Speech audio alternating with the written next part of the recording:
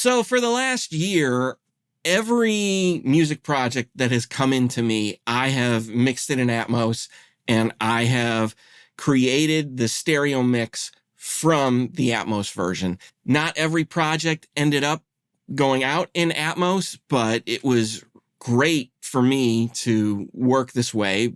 For one thing, it's really something I really enjoy doing. But one of the really great things was it gave me a lot of practice and it gave me a lot of opportunities to experiment and try things. I use the 2.0 re-render, which is basically the stereo re-render from the Atmos renderer. I used that for getting the stereo mix all the time last year.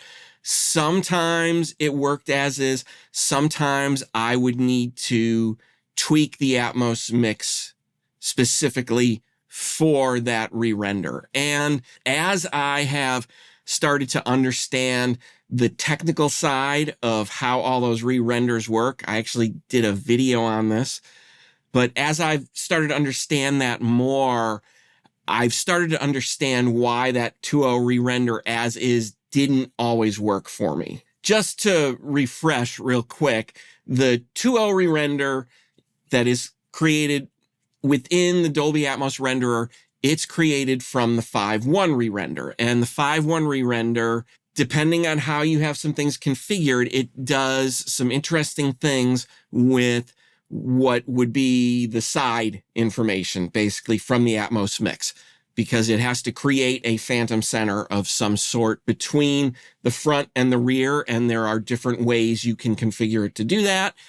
So that's one thing that changes right off the bat. And I feel like I can get that to where I like it listening to the 5.1 Folddown in the studio. But something else happens when we go to the 2.0 because the Dolby Atmos renderer uses the ITU method of folding down, and it basically takes the rear information and it turns it down 3 dB in that stereo fold down. Sometimes that's okay, but something I noticed, and there were some comments that I've seen from other people in emails, they talked about how sometimes the ambience feels different when you get into that stereo. And part of that will happen if you have reverb like I do, where it is basically all throughout the space.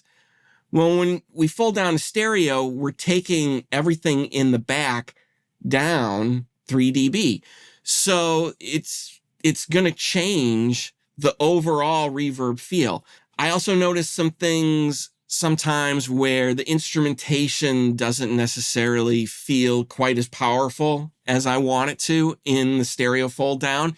And it just has to do with how you mix the Atmos and how you distribute energy throughout the whole space and with the fold down. And I wouldn't say it's ever bad. It's just not necessarily the same feel that I get from listening to it in Atmos or listening to a 7.1 fold down or a 5.1 fold down. Sometimes when it gets to stereo, it's not where I want the stereo mix to be. If that's what's going to live on in perpetuity, it's not the end of the world to me, but it is a little bit of a different balance than what I spent my time working on. So today I thought I would just show you some examples. I have a mix here that I've been messing around with. I have printed a bunch of re-renders here. So I have the stereo re-render, I have the 5.1, and I have the 7.1. And I also printed the binaural so that you can kind of hear the Atmos mix in binaural. And I want to show you what the fold down sound like. And I'm going to show you what is sort of turning into my preferred way of getting a stereo mix out of the Atmos right now. So let's just jump in. So grab your headphones. And first up, this is the binaural version of the Atmos mix.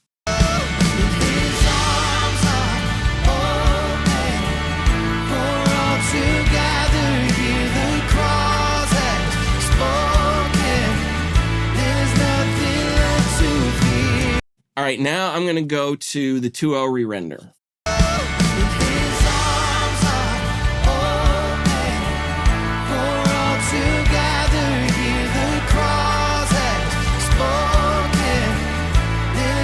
So, you know, it works, but it's a little different, and I'll go back and forth between the two of them.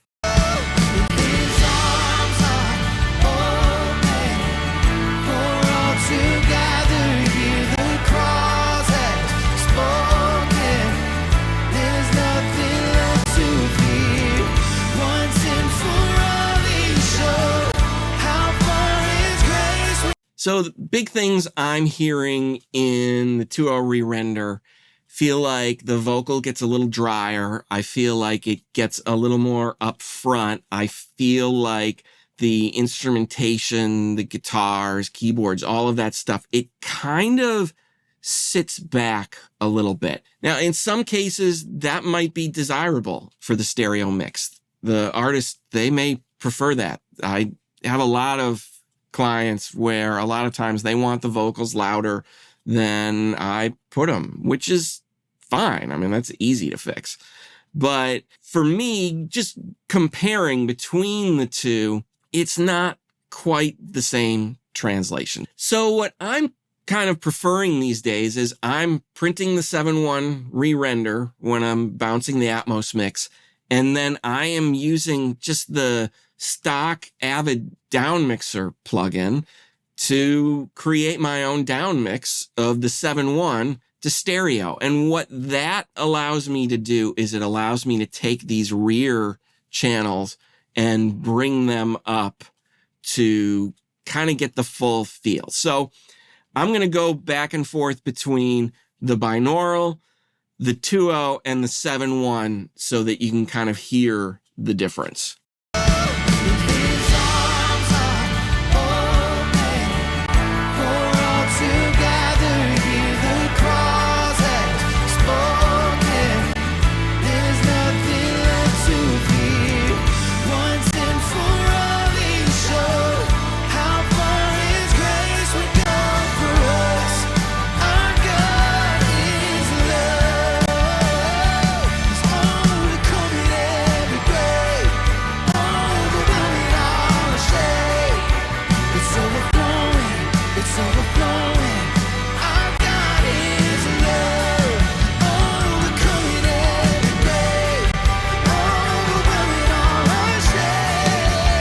So it feels different from the Atmos because it's going to. The Atmos is going to feel different because it's Atmos. But in general, I feel like the balances in that 7.1 folded down are closer to the Atmos mix than when I use the stereo re-render.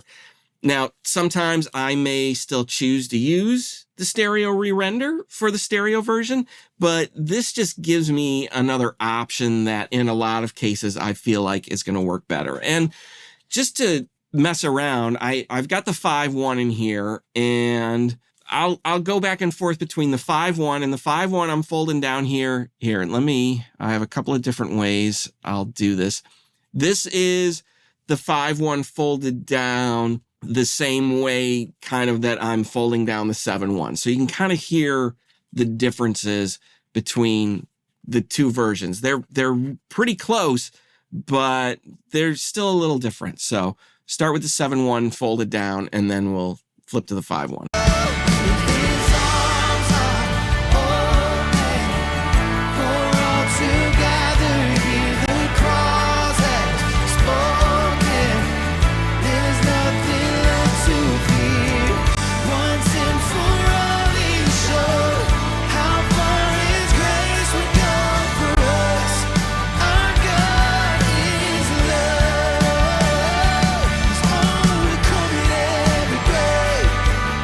So very, very similar. If we want to hear the differences, I actually have a trim plugin here, and all I'm doing is I'm just going to flip the 5.1 out of polarity. So this is the difference between those two fold downs.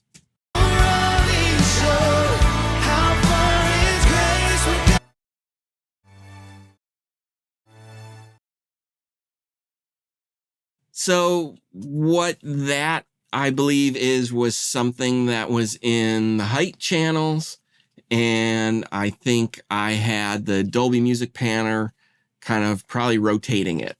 So some of that stuff, as it's folding down into the 5.1, is a little different. But just going back and forth between the 7.1 and the 5.1 folded down, they're not that much different. Now, if we want to compare the 5.1 re-render to the 2.0, I can just show you real quick with the down mixer. I've pulled up a preset. This is the ITU fold down method. If I flip the stereo out of polarity here, you're going to hear that it cancels completely with the 5.1 when I'm down mixing the 5.1 this way, because this is the same way that the Atmos renderer basically is creating the stereo down mix. So right off the bat here, we'll start with the 2.0 and then I'll add the 5.1.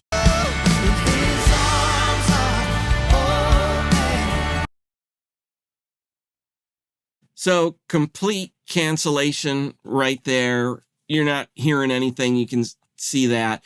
Now, if I bring these rears up to fold down similar to how I'm folding down the 7.1, now we can hear the differences between the 2.0 re-render and the 5.1 basically.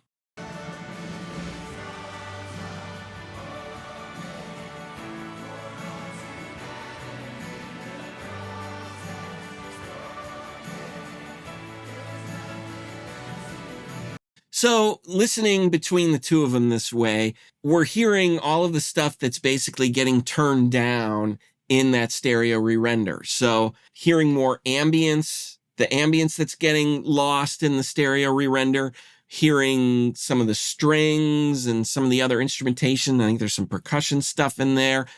All of that stuff is getting attenuated in the stereo re-render, and it just has to do with how I mix the Atmos. Now, I could mix the Atmos version in a way so that that stereo re-render is going to work every time. I could keep most of my stuff really front-loaded, but to me, those Atmos mixes, they're not always as immersive feeling, and they're not always as engaging. It works for some things, but in the case of this, I wanted stuff everywhere. So I feel like the fold down works a lot better this way.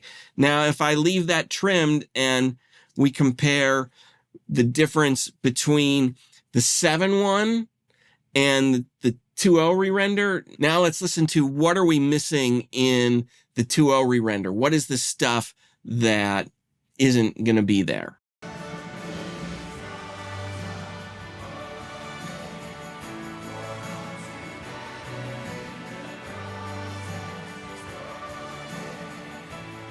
So again, pretty similar to what's missing from the 5.1. I'm hearing that string thing. In this case, it sounds like it's kind of pumping. It's not really pumping in the mix, but because of the way the fold down works, that's what we're getting right now, listening to the polarity inverted, flipped, canceled to hear what's missing, basically. I hope that makes sense. I don't know if that made sense. So at any rate, right now, these are two options I have for taking the Atmos mix down to stereo with this down mixer. I still have some flexibility if I've got stuff in the center channel that maybe is feeling a little loud, like vocals, snare drums, things like that in the fold down. I can pull that down a little bit and customize this a little more. And then I can take this and master it. And that's been working great for me. Now, in terms of workflow, when I am mixing in Atmos in here, I do like to use the stereo, the way it's going to fold down. And I will check it. I'll check the stereo re-render. And now I have a way to check the fold down if I want to use that other fold down, basically from the 7.1. And to do that, I just have it set up right here in Dadman. I have a little button here, 714 to stereo. turns on the Folddown, takes the 714 down to stereo for me, makes it real easy to monitor. And the way I set that up, I just set up a Folddown in the monitor profile for it. This is the Folddown. Basically, you can just see the center channel is down 3 dB relative to everything else and distributed into the left and the right. And then everything else is up at the same. Now, I'm taking everything basically down 3 dB overall here because when I fold it all down to stereo, it has a tendency to get louder. This seems to keep it close in sort of the perceived loudness here in my studio by taking it down by 3. It's not really necessary, but for me to go back and forth, it just makes things a little easier. I'm probably actually losing a little bit of the loudness in the room when I take it down this way, but it's close enough for me to check back and forth. And generally when I'm taking it down to stereo, I'm usually going down to stereo and then taking it over onto like my Oratones. Sometimes I'll listen on my mains, but I'm usually folding it down and putting it on something that is a limited channel count. Anyways, hope that shows you a little bit about how maybe you can take an Atmos mix and turn it into stereo. I love working this way.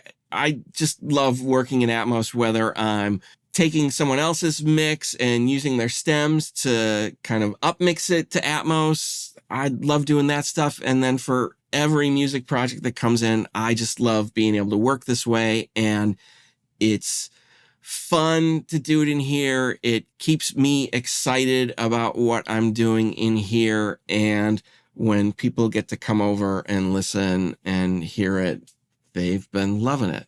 If you got questions about taking your Atmos mix to stereo, leave a comment. You got other Atmos things you want me to talk about, look at, please ask away. Thanks for watching, and I'll talk to you soon.